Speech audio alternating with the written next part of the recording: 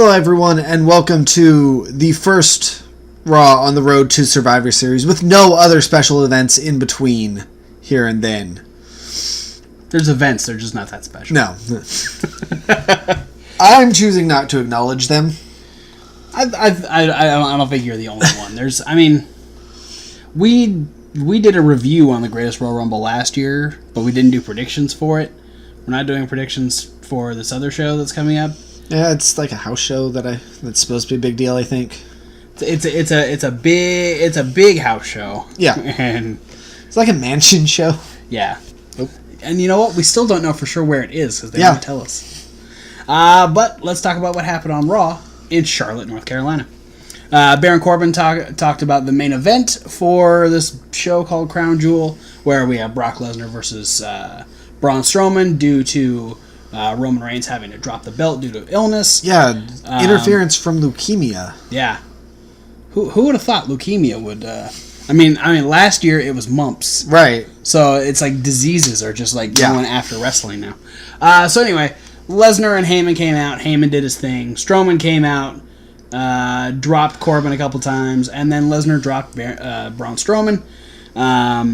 Finn Balor then waved to Baron Corbin as he was being taken to the back, and then defeated Bobby Lashley by disqualification after Lio Rush pushed him off the top rope. Finn got beat down a little bit more afterwards. Yeah, two thoughts on this. Because afterwards he gets added to this house show tournament that they're doing. The America Cup. Yeah, because John Cena, he just can't, he's not allowed in that house, I guess. He's not America enough. Yeah. So, the two things that I have issues with about the format of this is, one, Finn Balor deserves that spot way more. Mm-hmm. So, they should have just made this a qualifying match and just kicked Cena out. Came up with an explanation for that, made this qualifying match, and either just have Finn win and go to the tournament, then it would at least be somewhat of a World Cup. It would be America and this other place. you have America, you have Ireland, and then Mexico. Yeah.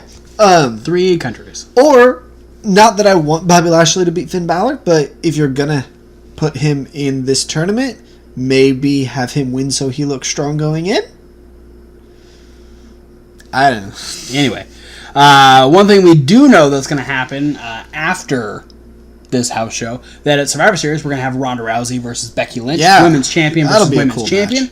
I like that they do the champion versus champion matches at Survivor Series. I think it makes a lot of sense. Speaking of ladies, we combined the 2 tag team matches from Evolution last night. We had Lita, Trish, Bayley, Sasha, and Natty defeat the Riot Squad, Foxy, and Mickie James. We had a little backstage thing between Nia and Ember Moon. This led to a match between the two of them later that was really had an interesting ending where Nia was just like, "Hey, Ember, I'm gonna throw an elbow and drop a leg while I'm looking at Tamina walking down to the ring." And then Tamina and Nia had a face-off, and then Tamina walked away. So we're not quite sure where that's going. Elias kept going with his whole, talking about him attacking Baron Corbin with the guitar last week. Decided to sing Baron Corbin a song, and it not only made Baron Corbin mad, but apparently it pissed off Jinder Mahal, to which Elias just beat Jinder Mahal. Yeah. Good job, Elias. And if you care about the America Cup, here's the bracket. For the Raw side, we have Seth Rollins versus Bobby Lashley and Kurt Angle versus Dolph Ziggler. Now on the SmackDown side, we have Jeff Hardy versus The Miz and Rey Mysterio versus Randy Orton. Then we had a triple threat tag team match where Chad Gable and Bobby Roode defeated the Ascension and AOP, but let's be honest, AOP were the victors here because they were the ones left standing after they demolished both the other teams. And speaking of teams, or maybe no longer teams, Seth wanted a reason as to why Dean did what he did last week. Dean didn't say anything. Seth just yelled a lot. Dean came out looking very drunk. Yeah. And wasn't totally sure how to walk down the steps. Yeah. Maybe he can only do that when Seth and or Roman are doing it. Yeah, he's worried that he's going to trip, so he needs someone with him to catch him. Because, they did a really good job at Super Showdown when they all came out, and, there was, 3 different spots where they came down. Yeah. I don't know, maybe it's some sort of thing. Well, he trusts them to run fast enough to catch him. Oh, that's what. Okay, he didn't trust Seth to catch him this time. No, Seth probably wouldn't have caught him. Yeah. But yeah, so we still don't have an answer as to why Dean did attack Seth Rollins last week, especially after winning the tag team titles. Yeah. Lucha House Party debuted and defeated the Revival in tag team action. Dolph Ziggler decided to prove that he was going to be the one to be awesome in the America Cup. We also had a video from Kurt Angle earlier, but Dolph Ziggler actually beat Apollo Crews in a match. Also found out that Drew McIntyre is very focused on the Universal title match. So Drew McIntyre's gunning for that belt. And then in our main event segment thing, we had the Brothers of Destruction talking. They were duped by DX. Undertaker got a sweet chin music and then sat up, and then DX is like, oh shit. Yep. He's still coming. Sean's like, oh yeah, one never puts the Undertaker away. Sean, you lost 2 WrestleManias. You should know that. He's getting old. He forgot. Sean, go watch the WWE. Sean, go to bed. Sean, go to bed. Not go home, you're drunk. Go to bed, you're old. Yeah. No, we love you, Sean. But yeah. Not the most exciting episode of Raw, but there are some things to talk about. So, Thomas, was there anything that you liked? Feel free to scroll through the notes. Yeah, I'm thinking. I mean, there was some stuff. Yeah, that's the thing. There was stuff that I liked, but nothing in particular that stands out as like this is the thing I want to hone in on. Right. And that's where it's hard to come up with a good answer. I like Elias. I like that he's still able to be Elias as a babyface. Yeah, that was one thing I was worried when he attacked Corbin last week. I was like, oh man, like half of his shtick is gonna go away. But like he used his whole like silence your cell phones, hold your applause, and shut your mouth to Baron Corbin, who was on the other side of a door. Right. Yeah. The question is how long before they make him break? Yeah. And because the crowd actually doesn't care when he says, silence your cell phones, hold your applause, and shut your mouth, because that's his thing. Because we still walk with Elias. Right. So how long until they make him do that babyface promo where it's like, because of people like you, my EP went to the top of the charts, blah, blah, blah. All they need to do, I think, is just change. Because he can still say, silence your cell phones, hold your applause, and shut your mouths. Just be like, until I'm done. Because, like, he doesn't have to say the whole thing, but, like, he's performing, so, like, just... I think his best during bet, the song... His best bet, I think, at this point is whomever he's feuding with has to be out on the stage when he does his performance, because... I think if they use the fact that he has like his own crew that like runs his microphone, runs the sound on a guitar and everything, that he actually cuts the person's microphone. Yeah. And he tells the crowd to silence their cell phones, hold their applause, and then he turns to the other person and tells them to shut their mouth. Yeah. I think that's the only way where he can keep doing this, and they'll still view it as a baby. He should also start by making it sound like he's going to shit talk the state that they're in, and then like flip it. Oh, so he says something good. So if they go back to Philly or something, it's like, and here I am in Philadelphia, the place where last year's Super Bowl champions. Yeah. Okay. That could work. Do the Mick Foley cheap pop. Yeah. All right. Just flip his normal shtick of making it sound like he's going to compliment the city and then flip it to an insult. Yeah. All right. Jeez, what did I like? I liked Gable and Rude's combination finisher. Yeah, that was pretty cool. I don't necessarily like that the Throw Together team, even though they've been teaming together for a couple months now, beat 2 established teams. I don't like that very much. Yeah. I'm still very much against like, hey, these 2 guys look cool together, so throw them in there.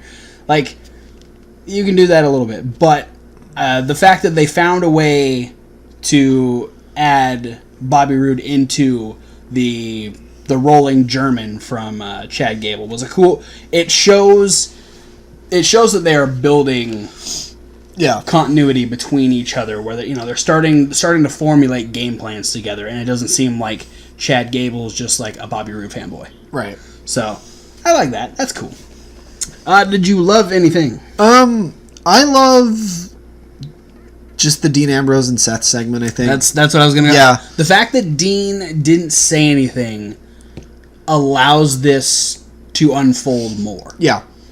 The fact that they didn't just be like, this is why Dean did it. That's kind of the mark of a good wrestler at some point, because like Jericho did it for his one return, where he didn't talk for weeks. That was the build to the first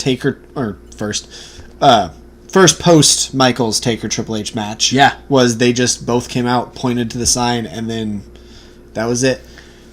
Hell, I mean that was even John Cena's whole build to WrestleMania this year. Yeah. To face the Undertaker. Like Undertaker just didn't say anything. Yeah, like once you reach a level of star, it's not necessarily doesn't necessarily show how good someone is when they come out and don't say anything, but it's kind of like a benchmark once you can achieve that and still have everyone on the edge of their seat. Yeah, and I think the eliciting a response without doing anything is perfect, because people were shocked when he attacked Seth Rollins last week. But it was at the end of Raw. There wasn't a whole lot of time to process it. Right. And this time we had Seth, who, is still very shooken up about Roman Reigns and is now just confused as to why Dean Ambrose did what he did.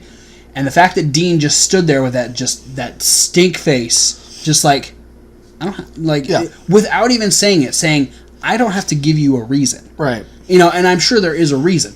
And on top of that, you brought up a good fucking point while we were watching Raw. The idea that Dean Ambrose decided to attack Seth Rollins because he didn't trust being with Seth Rollins by himself. Yeah, because Roman was the one who was really leading the charge to form the team back together. At least trying to make Dean and Seth bridge the gap. Roman was the one who was Seth was trying to reach Dean, but Dean's like, no. Last time we were together, you stabbed me and Roman in the back. Why would I trust you? Right. So then, it was finally that moment where I was like, Roman needed help. Both Seth and Dean needed help, and they got back together. So just the idea that you brought that up is like, it would be an interesting situation if Dean actually comes out next week or the week after and be like, I just can't trust you. You know what I think they should do? And I just came up with this idea. Have Dean not say anything, like, for weeks, and then have that be the stipulation for their first match, is that if Seth can beat Dean, Dean owes him an explanation. And then you have Dean drop that bomb that makes people go, oh shit. Right. That's fucking good. I like that. It's either Dean wins and Seth just drops the whole situation, or Seth wins and Dean has to give an explanation. Yeah. That's fantastic. Make that at TLC. Make that be a TLC match. That's good. For the Intercontinental title as well. Yeah. Why not? And just have them drop the tag titles. Give them to somebody else. Yeah. So, awesome on that. Okay, anything you disliked? I just dislike that Crown Jewel is happening. Yeah. Like, I don't feel I need to go into too much detail there. Everybody has their own reasons as to why. There's a big major reason as to why no one really wants it to happen. I mean, for me, I'm definitely on the same side of the fence as like, no, we shouldn't be doing this, but it's happening. Yeah. So, I'm a dude who does an internet show that people don't really watch. So I don't have any say in what Vince McMahon's gonna do. But my whole thing is, hey Vince, John fucking Cena's not going. Yeah. That, I think, should be a huge wake-up call. In fairness, Vince. John Cena also has an internet show that nobody watches because no one can see him. You just blew my fucking mind. Yeah. John, I want to see your show. Can you turn Can he turn that off? No, I think it's like a curse. Like the first time he did it, he didn't realize what he was doing, and now it's just... Damn. The only way to break the curse is for him to beat Ric Flair's world title record, and that's why he's been trying so hard all these years. You're real close. You've tied him, John. You just need one more. He would have if it wasn't for Jon Stewart. Because Jon Stewart knew if John Cena beat the record and got his internet show would be better than Jon Stewart's show. Yep. Holy shit. We are pulling back layers of this fucking onion. Yeah. All right. Yeah, I mean, fuck. Crown Jewel's happening. We might watch it. We might talk about it. Yeah. I won't watch it. That's fine.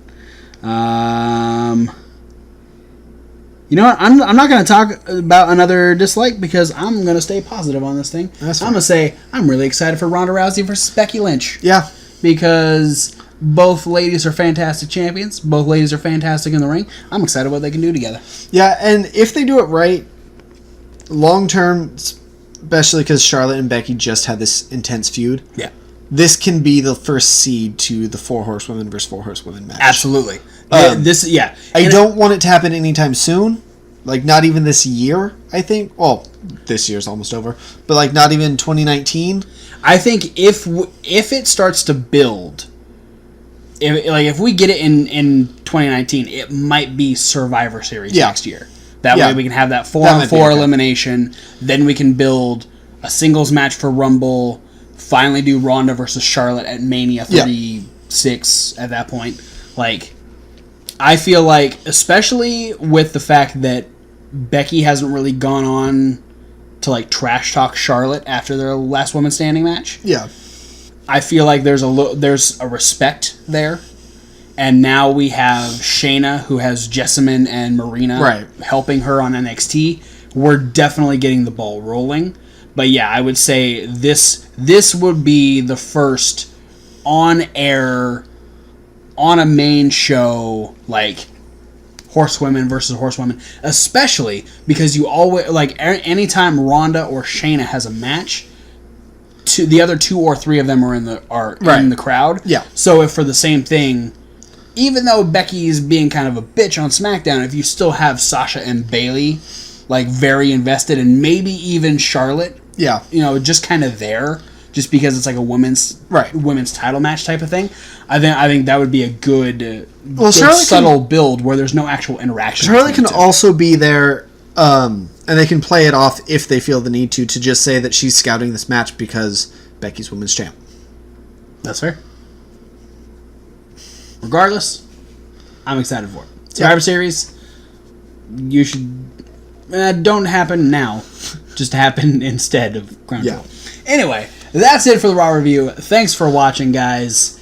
You know all those things that Kevin Hawk usually tells you to do. The YouTube stuff. Do all that stuff. You could subscribe to the podcast. We appreciate the people that have been listening, even though we haven't been able to upload anything in about a week and a half now. Because every time I upload something, it just pauses in the middle of it. So, not really uploading anything. It might work, but check it out. There's some stuff up there you can listen to now. Be sure to follow all the various social medias. Like, comment, subscribe. Let us know down below what you liked about Raw, what you didn't like, what you loved. Let us know.